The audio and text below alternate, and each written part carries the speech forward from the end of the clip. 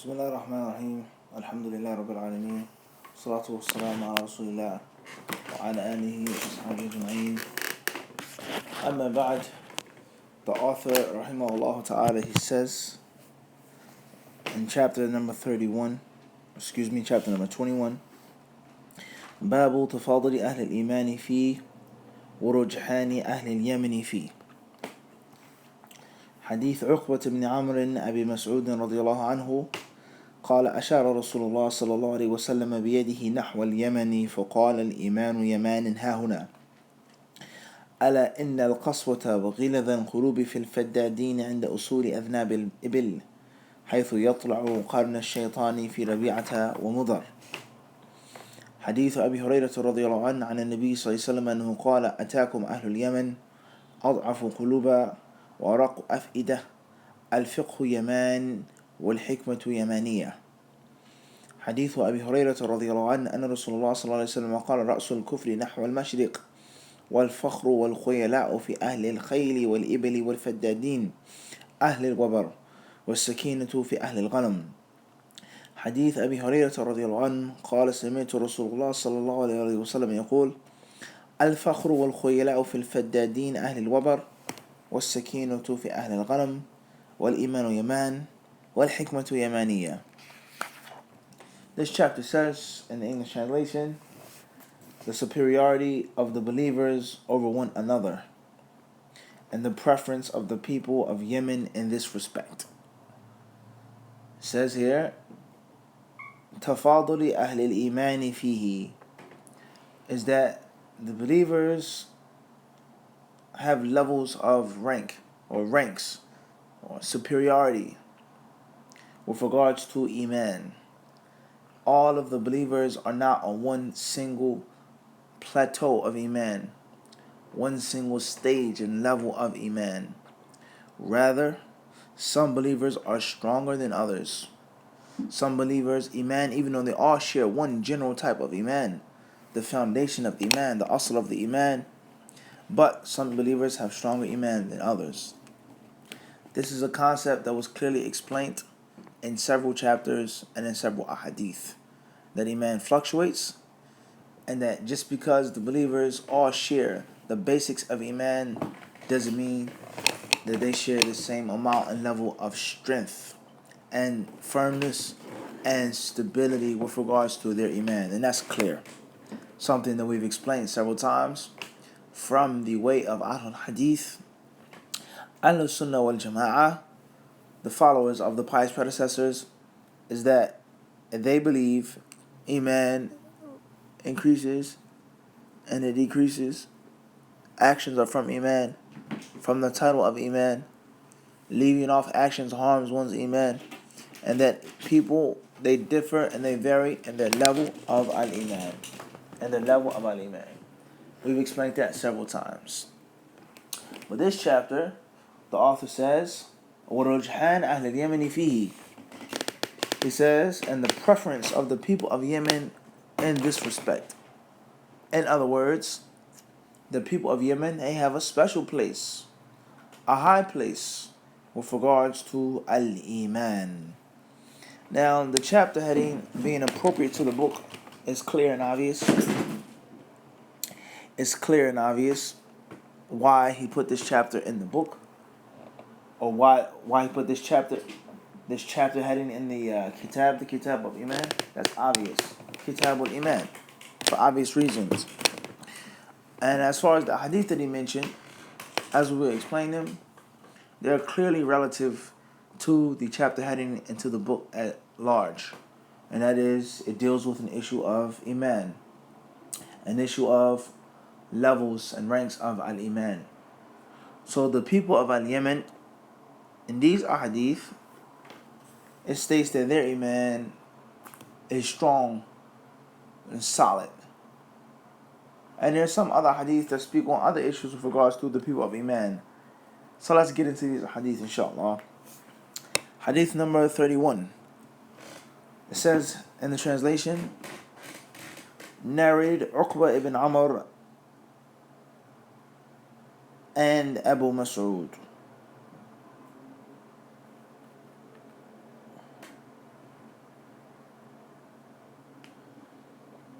Allah's Messenger ﷺ pointed with his hand towards Yemen and said, true belief is Yemenite.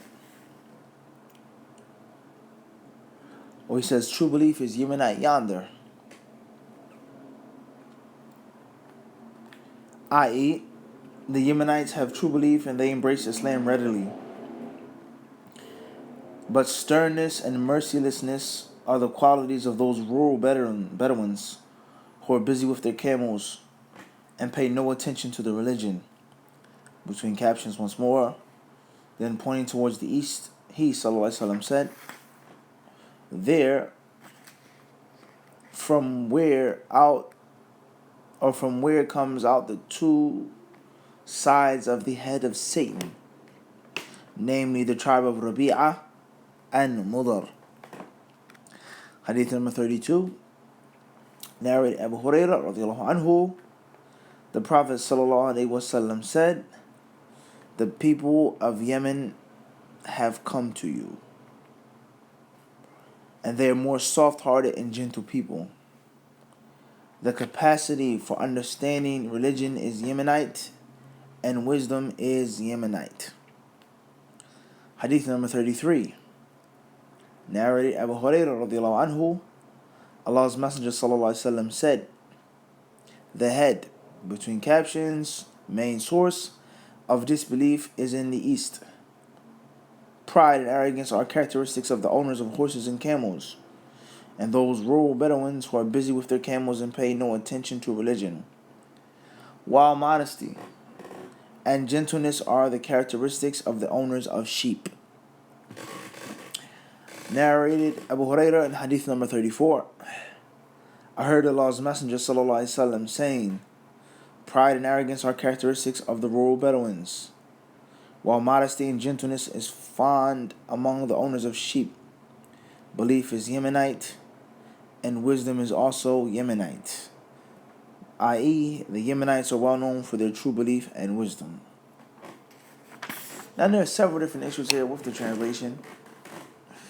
The first issue is, in the translation of Hadith number 31, it says here in the Arabic, Hadithu Uqba ibn Amr Abi Mas'ud.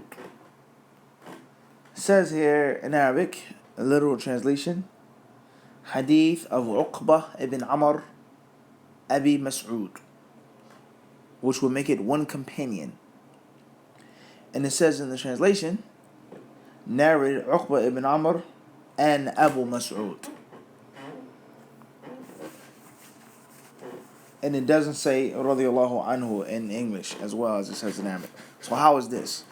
Is it one companion or two companions? Is this hadith reported by Uqba ibn Amr and Abu Mas'ud is a different companion? Or is the companion's name Uqba ibn Amr and his kunya is Abu Mas'ud? The translator, he put them as two companions. So, who's right and who's wrong? Is the original Arabic wrong? Or did the translator make a careless blunder? And the blunder is not just a simple, easy blunder, because it changes the narrator of the hadith. Instead of one narrator, we now have two narrators. So that's very problematic, and that's something that needs to be fixed in this translation, along with many other issues in the translation of the book, let alone his translation of Sahih al-Bukhari, let alone his translation in many other works in which he did, whether it be the meanings of the Noble Quran and many other books. And we say, may Allah reward him for the service that he did and accept it from him and place it on the scale of good deeds. But just because we make dua and we appreciate and we respect his valued contribution to Islam and to the sciences of Islam and to hadith and hadith culture, without a doubt, him translating Sahih Bukhari and many other books, major contribution. That doesn't stop us from pointing out that which is a clear mistake and a clear error. And the sunnah of the Prophet ﷺ is above all of us. And when we criticize these things, it's for the purpose of respect for the sunnah. And we've mentioned this several classes as well. In many classes we've mentioned this. And also, we want the authors or the translators' work to be completed, to be perfected, for it to be decorated with all of the efforts that he put forth. Khairan, inshallah. So that's the mistake there in the translation. Moving forward, there are also some other issues here. It says here, Khairan, inshallah, with regards to the translation, Yemenite yonder, and things like this. Is the average person going to have an understanding or comprehension of what's meant by this hadith based off of that style of translation? But that's a long discussion in itself that we're not here for. What is important is that these hadiths show us that there are levels of iman. Some people have soft hearts, gentle, kind hearts. They have a great deal of sakina, tranquility and serenity. And others have hard hearts, harsh hearts, cruel hearts. Some people don't have no concern for studying and practicing, while others are very lean and or just tender-hearted Muslims. They have a great deal of desire for the religion, practice of the religion, and embracing the religion readily. So this shows us that iman fluctuates. In general, it rises and it falls, and that in this hadith, the Prophet ﷺ said the people of quote-unquote Yemen, which we're going to get into, they have a special place in the deen, and that they have been given fiqh by Allah, hikmah by Allah, and iman by Allah. This is the general gist of these hadiths. This is the general relation and relativity between the hadiths and the chapter heading, and the chapter heading and the book. Khairan, inshallah. Hopefully that's clear. Bidnillah subhanahu wa ta'ala, hopefully that's clear. So, the first hadith, it states that the Prophet ﷺ, he pointed to Yemen, saying, Iman Yaman. He says, Al-Imanu Yaman. There it says Iman is Yemenite yonder. Towards Yemen, from Yemen, there is Iman. He then said, Ala inna al-qaswata wa ghilad al-qulub. And then he said, qaswa, mercilessness, harshness, cruelty. He says here, these things here are found among the people who live in the wastelands, who live in the deserts, those who run behind adhnab al-ibil, this is the tails of camels, from which the two sides of the shaitan will come, or some may translate it as the horns of the devil, Satan's horns, qarna shaitan, fi rabi'ata wa mudar. He says here, among two places or two tribes, Rabi'ah and Mudar. So this hadith, the ulama of Islam, they have different interpretations of what is meant by Al-Imanu Yaman. Does it mean the actual country of Yemen? That Iman is in Yemen? The actual land of Yemen today? Republic of Yemen, or whatever it's called today? And that's an issue in itself. Is there such thing as a republic in the deen? But we're not getting into that right now. Al-Muhim, the country of Yemen. Is that what is meant by the hadith?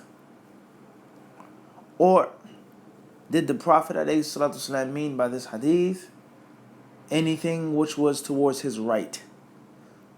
In other words, they say that the Rasul ﷺ, he said this hadith when he was in Tabuk.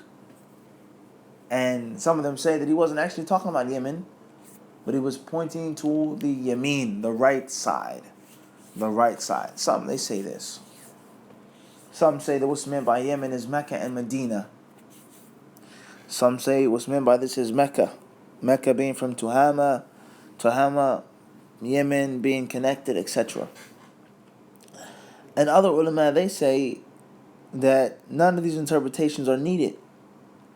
And the hadith clearly says, Atakum ahlul Yemen. The people of Yemen have come to you. The people of Yemen have come to you. And these people of Yemen, they have soft hearts. So that's the next hadith, Hadith Abi Hurairah, not this first hadith. So some say that the Prophet ﷺ was talking about specific people who came to him, and not every single Yemenite person has Iman. And the entire country of Yemen is described to have Iman. No. Rather, they say, what's meant by this once more are the people who came to him. Some say Mecca, some say Medina, and things like this. Other ulama, they say, what's meant by this hadith? The Ansar. Most of the people, or many of the Ansar, came from Yemen. Many of the Sahaba, radiallahu anhum, they came from Yemen. So therefore, the Asl, their ancestry is from Yemen. And that's what the Prophet was speaking on. That they have Iman, they have fiqh, and they have hikmah. Khairan, inshallah. Let's move forward. He says, harshness, mercilessness are in the hearts of these people with these animals. Is it because of their environment, where they live, their lifestyle, being in the harsh, brutal, unforgiving desert with those hardcore, rough and tough type of animals, those camels that can go through so much? Perhaps. Or just the general concept of being away from the main body of Muslims, being away from the Muslims who live in the city. Of course, there are many disadvantages of living in the city, as many people talk about all of the time, but there are several advantages of living in the city. On any level that you want to speak on the issue, whether you're talking about Islam or just life. The inner urban city has disadvantages, without a doubt. Whether it be health issues, disease and sickness, especially back in those days. Whether it be a person's morality dilapidating, things like this. Drugs and crime, overpopulation, etc. But there are many benefits of a person living in the city. And that is knowledge, wisdom, experience, a social community, things being available, easily, readily at hand. The concept of civilization, culture, all of these different things that a person can get in the city that he won't necessarily get outside of the city. So there's good and there's bad living in the city, and there's good and there's bad living in the suburbs or the outskirts, let alone in the deserts. So why did the Prophet ﷺ say this? Was it because of their environment, their harsh way of living? Without a doubt. When a person lives in a rural place, it has an effect upon him, good or bad. When a person lives in an urban city, it has an effect upon him, good or bad as well. Obviously, that which is best is balance. But did the Prophet ﷺ say this because of their environment? Or was it because of the animals that they deal with, the arrogance of the camel, the haughtiness of the camel? A hadith about making wudu after eating camel's meat, about the camels being created from jinn, from shayateen, not making salat in the pens of the camels. Many things like this, all possibilities. He says here, and the horns of the shaitan, or the two sides of the shaitan's head, will come from Rabi'a and Mudar. The Prophet ﷺ at that time, he had problems with this tribe, with these people. He had problems with them. And many of them had not yet believed yet. They still were upon kufr. The other hadith, which will come, such as Hadith number 33, in which the Hadith of Abu Hurairah as well, that speaks on, he says, Ra'sul Kufri Nahwal Mashriq. He says, the head of Kufr will come from the east. Some of them said that the Prophet ﷺ was speaking on the Persians at the time, were a world power, an empire or a dynasty. Mushrikun, polytheists, idolaters, fire worshippers, idol worshippers, great tyrants, people who refused Iman in the beginning. Is this what the Prophet ﷺ was talking about? Faris towards the east, Mesopotamia, Iraq, and Persia towards the east? Some of the ulama, they reject this interpretation. And they say that is because the people of Faris were not people of, it says, Ahlul Wabar, the fur of the camels, camel hair. They weren't people that were known for this. They weren't necessarily rural Bedouins like that. So they said it's not what the Prophet ﷺ was speaking on. And others, they say that he was talking about Iraq, and all of the fitna that came from Iraq, the different groups and sects, the Khawarij came from Iraq. The list goes on of the firaq, the misled groups and parties came from Iraq. Let alone the mushrikun and the kuffar and what they did to the Muslims, etc. This is the interpretation of some of the ulama of Islam. So some Ahl Hadith, they say that the Prophet ﷺ in some Hadith, he made dua against the people of Mudar, that tribe. They were oppressive, they were tyrannical, they had not accepted Iman. Alright? And that's what the Prophet ﷺ was speaking on. How they killed and how they murdered and things like this. Khairan, inshallah subhanahu wa ta'ala. There are different ahadith with regards to the Khawarij coming from the east. Naam. And some of the ulama, they say that's what's meant by that. Others, they say that it's the people of the east in general. And that there's kufr everywhere, north, south, east and west. But the people in the east, they have a great deal of kufr and a strong amount of kufr and rejection and disbelief, and the things that they will do to others regarding their beliefs. Whether it's this or whether it's that, the Prophet ﷺ said is that there will be a great deal of fitna that will come from the east. And obviously we've seen that in history, as we just said, with regards to the destruction of many things from the ways of the Muslims. Those who came from Iraq, the Hawrura, the Khawarij, they killed, they murdered. They started the tradition of killing Muslims in the name of Islam, going against the Sunnah of the Prophet ﷺ, revolting and rebelling against the legitimate Islamic ruler. And it's very important for us to understand this and mention this. We said rebelling and revolting against the legitimate Islamic ruler. Many people today, they get these issues confused and mixed up, and they just give an absolute statement, any ruler, and they apply the hadith of the Prophet ﷺ regarding the legitimate ruler against rulers who are illegitimate, according to Kitab, Sunnah, and Ijma', not according to a political agenda or a fatwa or an opinion or a nation of kuffar that come together and place a person in charge. No. We're talking about Hakim al-Shar'i, the legitimate ruler in Islam, according to Kitab, Sunnah, and Ijma'. Khairan, inshallah subhanahu wa ta'ala.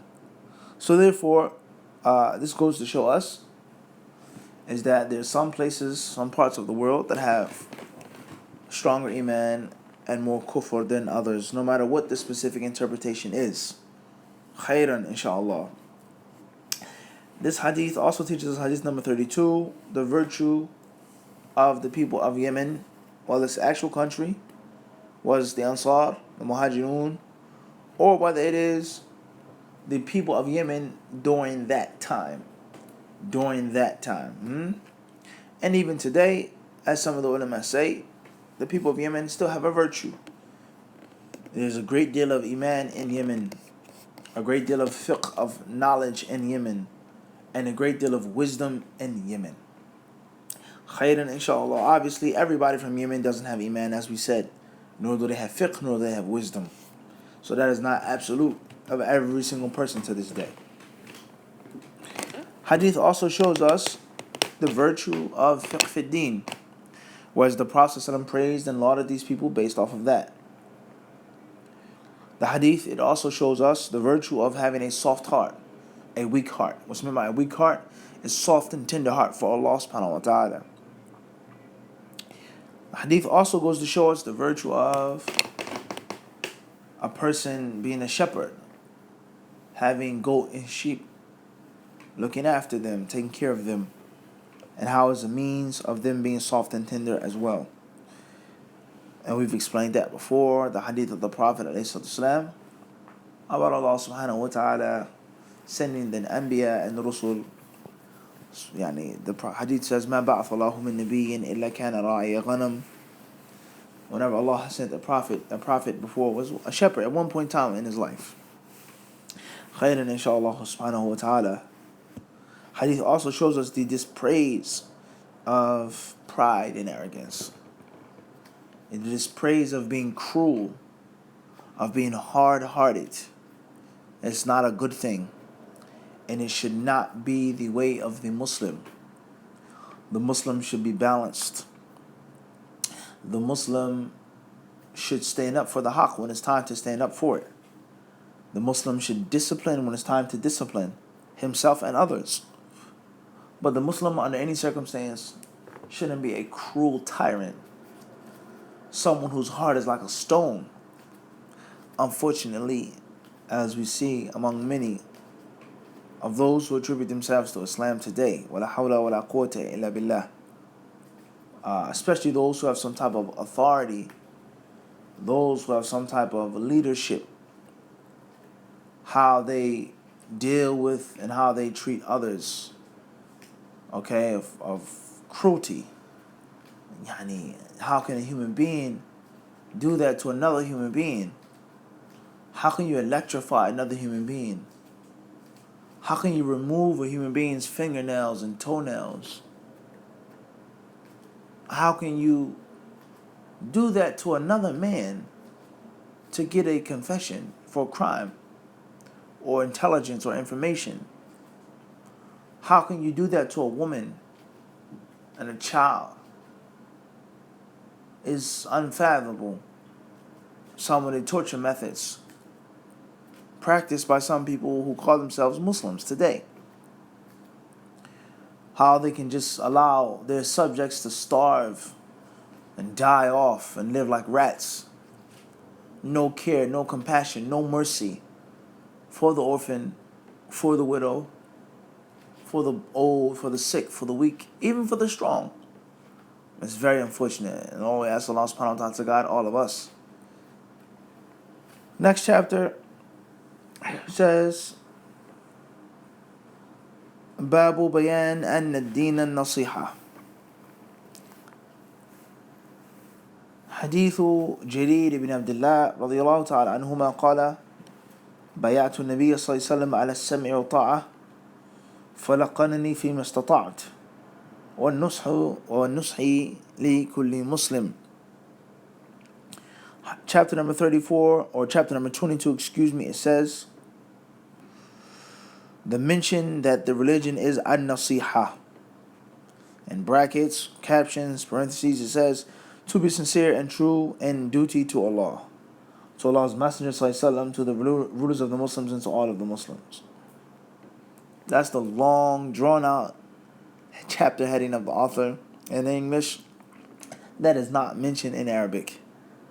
Hadith number 35, narrated Jarir ibn Abdullah, or it says here in English, Jarir ibn Abdullah, radiyallahu anhuma, I gave the bay'ah, pledge to the Prophet ﷺ that I would listen and obey. And he told me to add as much as I can and to be sincere and true to every Muslim. The chapter heading says, Babu Bayan, the clarification, the explanation that the religion is nasiha, that the deen is nasiha. What does this have to do with Kitab al-Iman?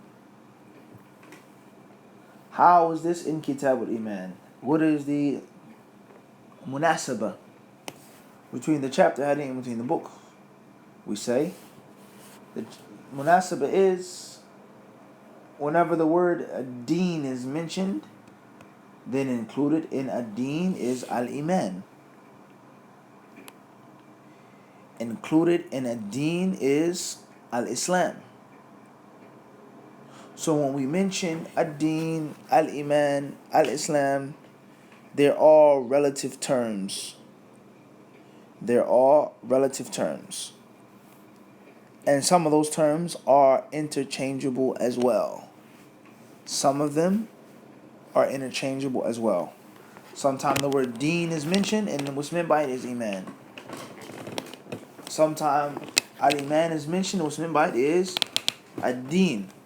When you say brothers for faith, is my brother in Iman. Yani in the deen. Naam. And aqimu ad-deen. Allah says to establish the deen. وَلَا تَتَفَرَّقُوا فِيهِ. Don't separate and split yourselves up in your deen. Obviously, if you establish the deen and you're not separating, you're establishing Iman as well. Salah. The statement of La ilaha illallah Muhammad Rasulullah. Zakat. Hajj. Fasting. Al-jihad fi sabilillah. Spreading ilm, giving da'wah to the religion. Propagating the religion. Defending the deen from the doubts of the Jews and the Christians and the polytheists. This is all from deen. And it's all from establishing Iman as well. So this is why this chapter heading is in this book, is that an-nasiha is, in other words, if you want to simplify the term, it could be a deen as well. So the deen, the deen is Iman, Iman is the deen. From Iman is nasiha. Naam. And this goes to show us, before we get into the meanings of the word nasiha, is that from Iman is a statement. And from Iman is an action. And from Iman is a belief and a quote-unquote faith. Is all a part of al-Iman. And from these statements and actions, and from these things that you're supposed to practice and believe in and embrace, is an-nasiha. And we're going to get into what an-nasiha means. Or an-nush, what an-nush means. Does it mean advice? And if it does mean advice, is that it? Or does it have a greater depth to the meaning? What is important is Hadith number 35. The author, he says, narrated Jarir ibn Abdullah al-Bajali radiyallahu anhu. He says, I gave the Prophet my allegiance, my bay'ah, my sworn oath, sworn allegiance and obedience, ala sam'i wa ta'a, to listen and to obey. The Prophet didn't want him just to stop there, but he wanted to make sure that it was clear to him. He says, فِيمَا اسْتَطَعْتَ. He says, according to your ability. That you're only going to listen, you're only going to obey according to what you have the ability to do. He says, وَالنُّصْحِ لِكُلِّ Muslim. And to give nusх to every single Muslim. Allahu Akbar. Every Muslim. Not some Muslims. Not some people of a group or party or schism or title or specific scholar or student or website or organization. He says, وَالنُّصْحِ لِكُلِّ Muslim. Giving nusх to every single Muslim, including myself. Including myself. So therefore, the term nasiha has several different meanings. Before we get into that interpretation, we say, this hadith teaches us is that nasiha and nusх is from Iman, as we've just explained. And also from Iman is listening to your ruler and obeying your ruler, as long as they command you and order you with obedience to Allah and to the Rasul of Allah, alayhi salatu wasalam. An-Nawawi rahimahullah ta'ala, he says, and perhaps we'll summarize this regarding an-nush and an-nasiha. Sometimes it means advice. Sometimes it means being sincere, being transparent. Sometimes it means you being honest and upfront. And different things like this.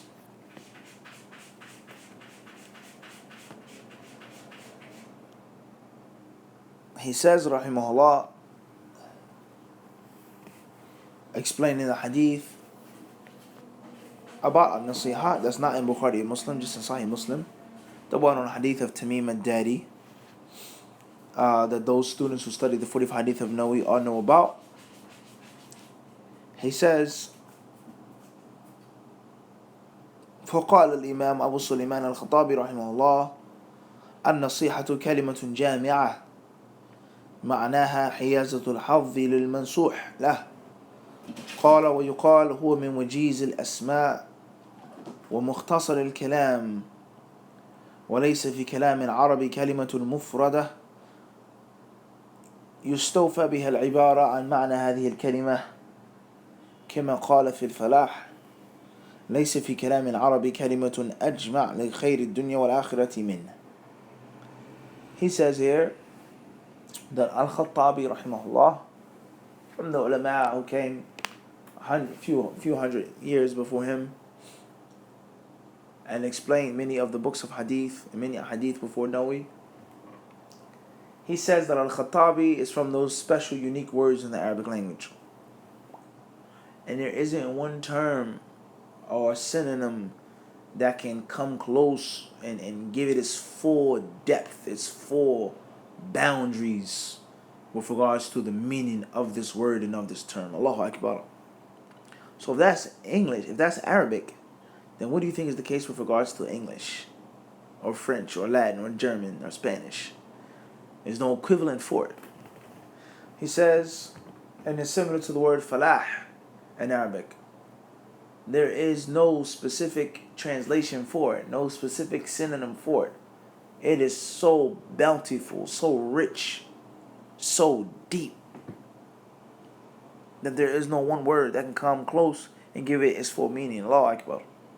Just think about that when you hear this, the adhan, the iqama. Hayya ala al-falah. Come to falah. So therefore, he says that this word is very special and very unique. And from its meanings is to want to give good or to want good in the most profuse, abundant amount to the one that you're giving nush, the one whom you're giving nush or nasiha.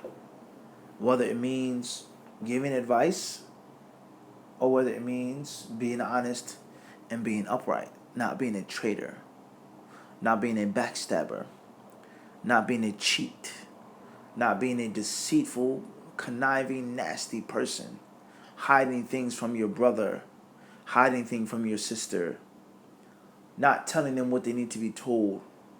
And obviously all of this begins and starts with oneself. So Al-Khattabi rahimahullah, he then goes on to speak on the concept of stitching the ripped garment, the torn garment, cleaning honey, cleaning milk, and different things like this with regards to purification, cleaning something. So that's the basic meaning of the word nasiha. So this hadith teaches us that first and foremost is the virtue of Jarir radiallahu anhu. And it also goes to show us how some of the Sahaba radiallahu anhum would mention some of their good deeds, not as a means of pride and arrogance, but as a means of clarifying, making it clear to the people, teaching the people, because that's obviously a praise for him. He's telling us what he did. He's telling us that he made bay'ah of the Prophet ﷺ. which was something that the companions had to do. They made bay'ah to their imam, to their hakim, to their leader, who was the best of leaders, the best of rulers, alayhi salatu wasalam. And we all know from the deen, as that a Muslim, make bay'ah to the ruler, the hakim shar'i, once again, the legitimate Islamic ruler. The oath and the pledge of allegiance to obey, to listen, to protect, to serve, to take care of, to stand up and to support the ruler of Islam, the leader of Islam. There's no doubt that's from the deen, as is mentioned in the sunnah of the Prophet ﷺ. That's not, here is not the point, that's not the point of discussion. Here, we're just mentioning that's from the deen, to make the bay'ah of the imam of the deen, the leader of the Muslims, the hakim shar'i, the legitimate Islamic ruler. So this hadith teaches us that that's from the sunnah, to make bay'ah to the imam, the hakim, the ruler. Another benefit we take from this hadith is that the obligations of Islam are only based off of one's capabilities. That's it. If a person can't do it, he's not held responsible. A woman, sister, she can't do it, she's not held responsible. A man, he's just out of his power, it's something that he doesn't have, and then he is not responsible.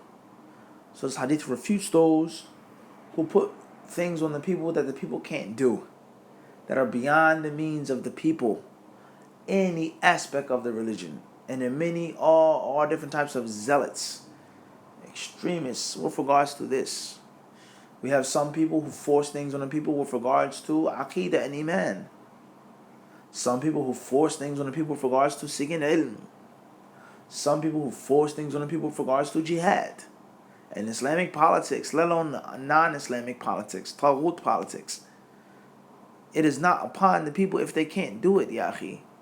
This is from the deen. Yes, al-jihad fi sabilillah is from the deen. But if they do not have the ability to do it, you cannot force them to do it. It's not upon them. Seeking ilm is from the deen.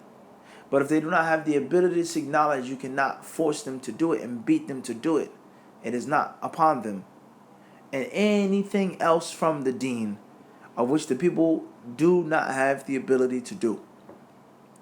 The next benefit we take from this hadith is that the alim should make things clear to the people, and that he should give detail when there's a need for detail. The Prophet ﷺ made him say, فَلَقَنَنِي فِيمَا اسْتَطَعْتَ.